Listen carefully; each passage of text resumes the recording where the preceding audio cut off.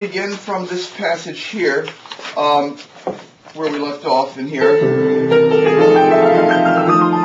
I want you to realize that harmonic tension, the site of harmonic tension is often in the non-harmonic tone. So, for example, we have a seventh chord here.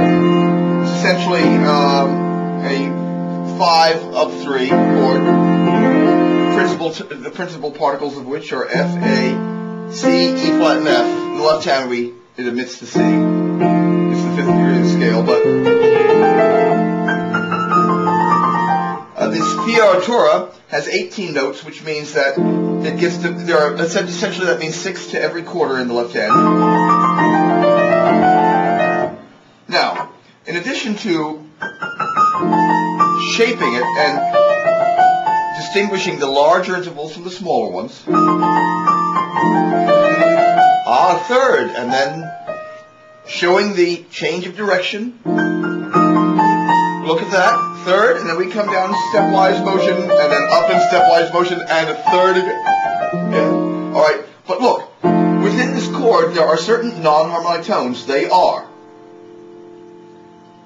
B flat, E natural, F sharp, and let's see, I think there's one more, and D. So look at this, we have this extraordinary dissonance. Now, would you practice the figure emphasizing these notes for a minute in order to train your listening apparatus to sensitize it to these dissonant systoles?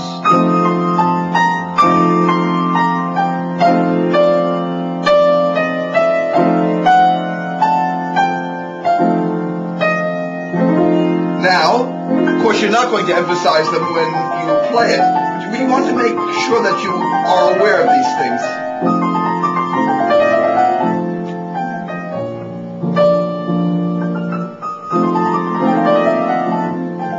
Pedaling has to be very careful. You can use a long pedal, actually one pedal throughout this entire bar. That's bar 33. But it has to be a half pedal that changes partially every now and then. And the last four notes, just, just toss them into the air like you would toss some light piece of, like a feather, and watch it come down. And then lift the hand, very quiet in the left hand now. Lift the pedal when you have a large interval moving downwards. If you want to imitate a singer's voice, you must release the pedal. You can't hold the sonority in one pedal because, the singers only have one voice, unless you're a Tibetan Lama and can, sing with 6 different voices. Or it sings, a whole chord with your vocal cords, but most singers obviously can't do that. So, look. And show us the appoggiatures in the left hand there at bar 35. Now, here. Piano. But the right hand is shaped. What do I mean by that? Look. Sing to the top. Inflect. Here's the inflection. Diam, dia, diam. Quiet.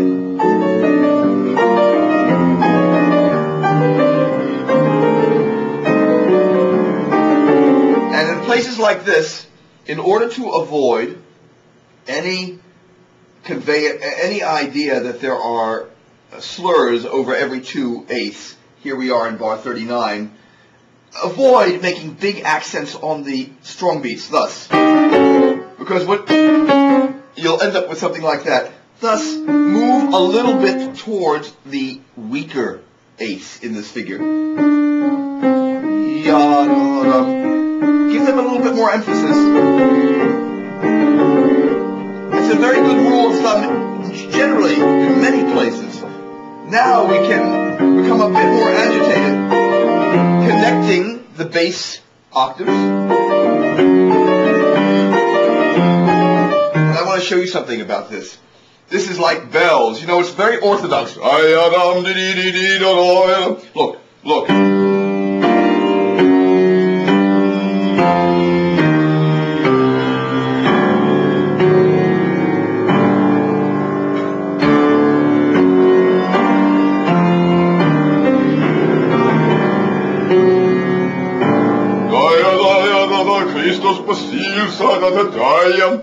You really, it's in there.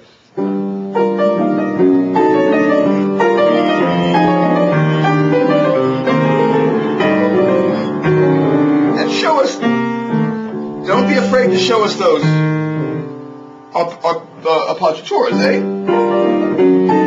Now let's move on. Now here, when you get to bar, what is this, bar 44,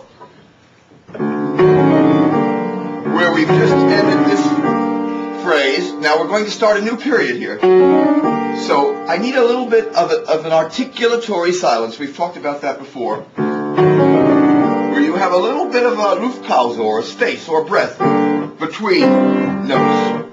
So it's not connected this way, but it's a new start. New start. And the gesture is die up, down up, more or less. And what did we say before about the weaker pitches or the weaker beats in a figure like this, where you have, be very careful. Don't just play anything. Don't just play it. Think about what you're playing. We have 4 notes, but those 4 notes are very important. Now, if we do, we're going to get something that sounds basically like 2 little slurs over every 2 notes. So again, slightly emphasize the weaker ones, yes? Just slightly, for your own ear. Now here in the left hand, that little slur over these 2 notes is in fact important because it's different from the right. Diam. No accent over the bar line. There should be no accent on the first beat of bar 45. No! No, but... And again, this very interesting chord. I remind you what Scriabin said, walk around the chord. Very good when you're practicing. Take a walk around the chord slowly. Let's see what's there. That A natural with an accent on the second beat, significant as the 2nd degree of the scale. But so is the F sharp, is the 7th or leading 7th degree of the scale, or the leading tone. So the interplay between these 2 pitches plus this appoggiatura at the very start of the bar, very significant. And of course, that is a reference to the principal motive, which must tell a story, by the way. I just want to go back to the tell an old story of old. You're telling a story. Yes? Now, so, be careful.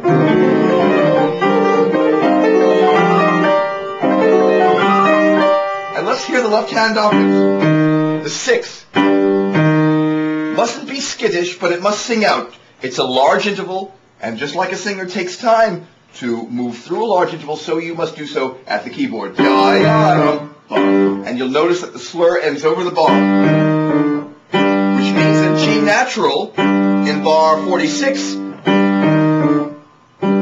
is a new impetus. It stands alone. It is essentially symmetric. It creates a kind of symmetry with the accented A natural in bar 45.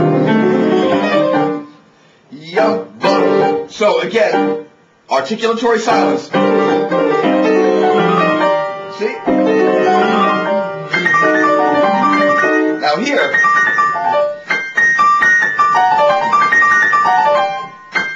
espressivo, practice espressivo. Middle accented. Da da da da. So, anyway, where were we? Yeah. So this is middle accented. Now,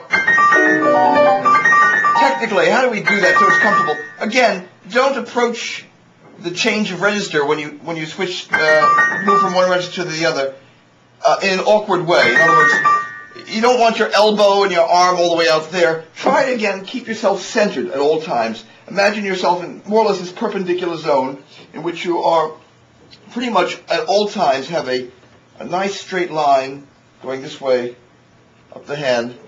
But don't make these contorted positions. It makes life very difficult. Look, instead of approaching it that way, get right there on top and centered. You see? And the left hand. Espressivo in the left hand, please.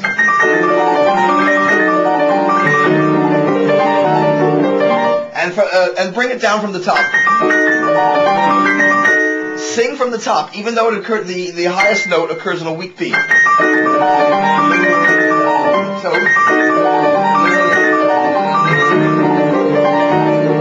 So in other words, no accent across the bar, etc., etc. So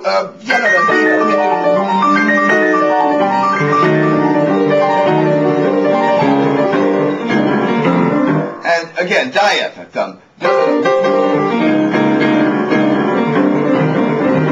Let's support in the left hand. Dia in bar 54 and 55. Dia, dia, dia, dia. And sing from the top. Dia, da, da, dia, da, da, da.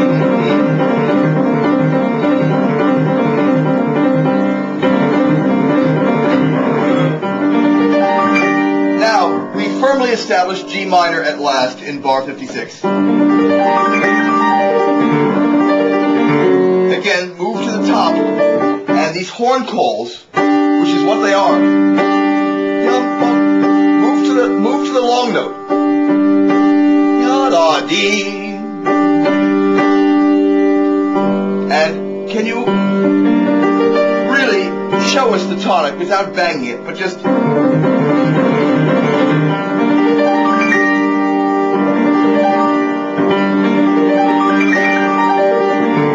to the top, give me the D. Really whack out that D.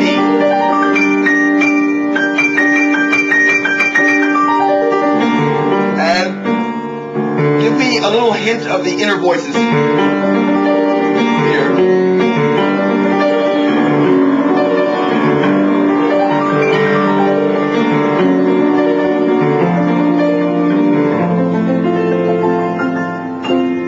Of course, we have the diminuendo and the calando sforzando.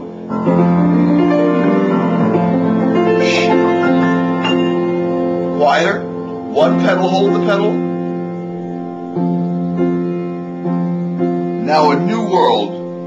Sink into the sand. It has a completely different quality. Meno mosso. 65, 67. Starts at the end of bar 67.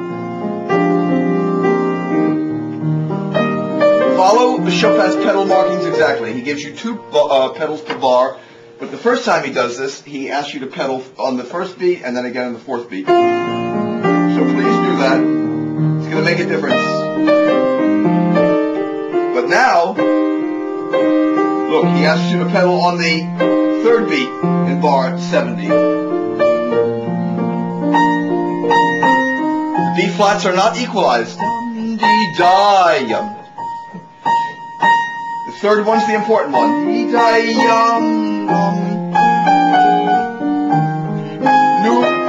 start, lift, lift.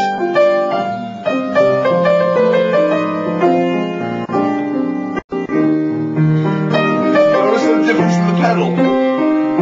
He wants the F to stand alone, to emphasize this relation.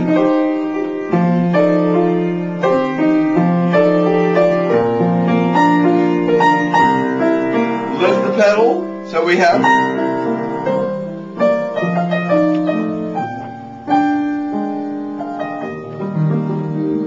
left hand, nothing, really quiet, pianissimo.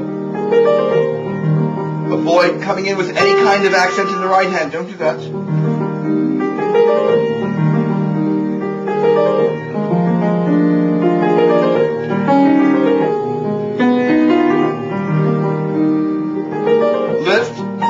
and extend. Lift and extend. Dum, ba, bum, bum. Don't hurry. And show me the difference, by the way. This is very important. Starting in bar 82. Show us the difference between duplets and triplets. The left hand is all duplets, not triplets. It's not. But da ya da ya da ya da. And quiet. And then a duplet followed by a triplet. There's a difference. Dum, bum, bum, bum, bum, bum. Bum, bum, bum. Now all triplets. And duplets. Duplets. And then triplet. Triplet. Different this time. Triplet. You know what that means? It means they start a tiny bit later. In bar 86 you have a duplet. 1, 2, 3, 4, 5, 6. Starts exactly in 5. But in the second bar, in bar 87, 1, 2, 3, 4, they start actually, it starts a tiny bit later. It doesn't start exactly in 5 because now the G and the A flat are in fact part of a triplet, which starts in a rest.